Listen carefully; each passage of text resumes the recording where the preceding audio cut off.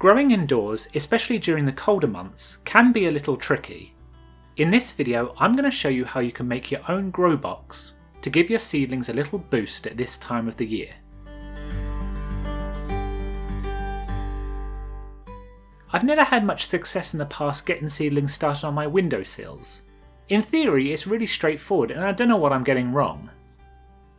So last year, after doing a little research, I found that a grow box may be the answer to my problems. I like to save money too where I can, so I decided to make my own. I mean, it's okay, it worked. Lots of the seedlings from this went into the ground after it had warmed up a little outside. It's a little clunky though, and the lamp didn't reach the lid, so I had to put it up on a paint tin, which as a bit of a perfectionist, it hurt my heart every time I saw it. I'm going to try again to make it a little neater. I'll keep this one though, it's taller, which worked brilliantly for my pepper and tomato seedlings. You don't need a lot.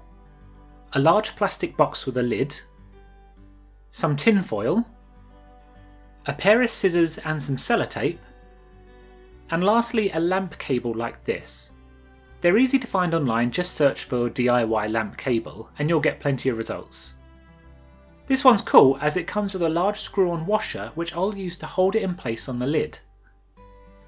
Find the one that best suits your box lid, the location it's going to be in, and the type of bulb you plan to use.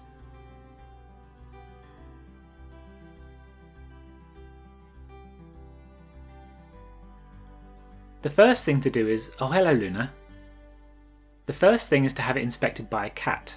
And then we need to cut a hole in the lid so the lamp will safely sit in place at the top of the box.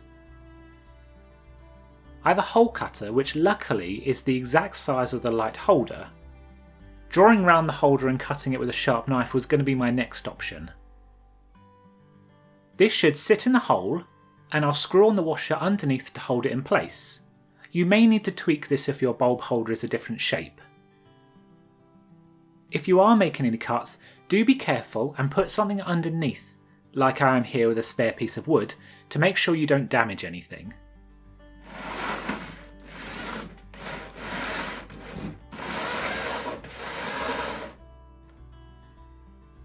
And there we go, that's quite neat. And it's just the right size to hold it in place. That's not going to go anywhere. I'm just going to give this a little clean and get rid of all the bits of plastic.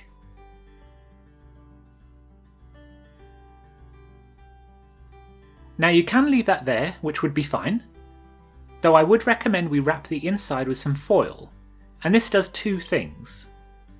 One, it stops the light from flooding out into the room, and two, it amplifies the light in the box to the plants.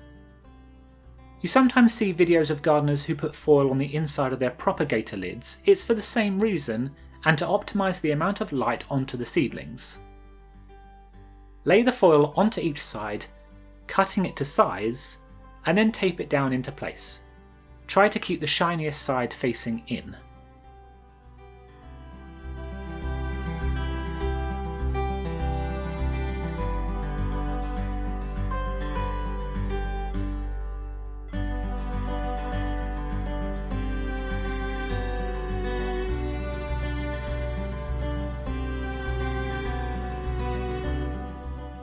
And there we go, we're done.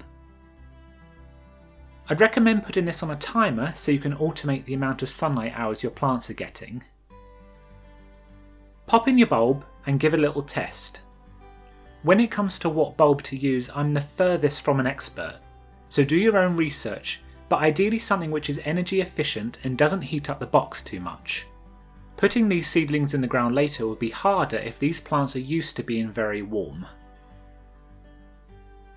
Lastly, please be safe and careful when using this guide. It's clearly DIY. You're working with electricity and plants in a moist soil. Don't go spraying water around, and I wouldn't recommend leaving this on if you're leaving the house for extended periods. I hope you enjoyed this video. I've had great success with my grow boxes in the past, and I hope it helps get your seedlings off to a strong start. If you have any comments or advice, please pop them below so we can all learn and grow together. Hopefully I'll see you again soon. Happy growing!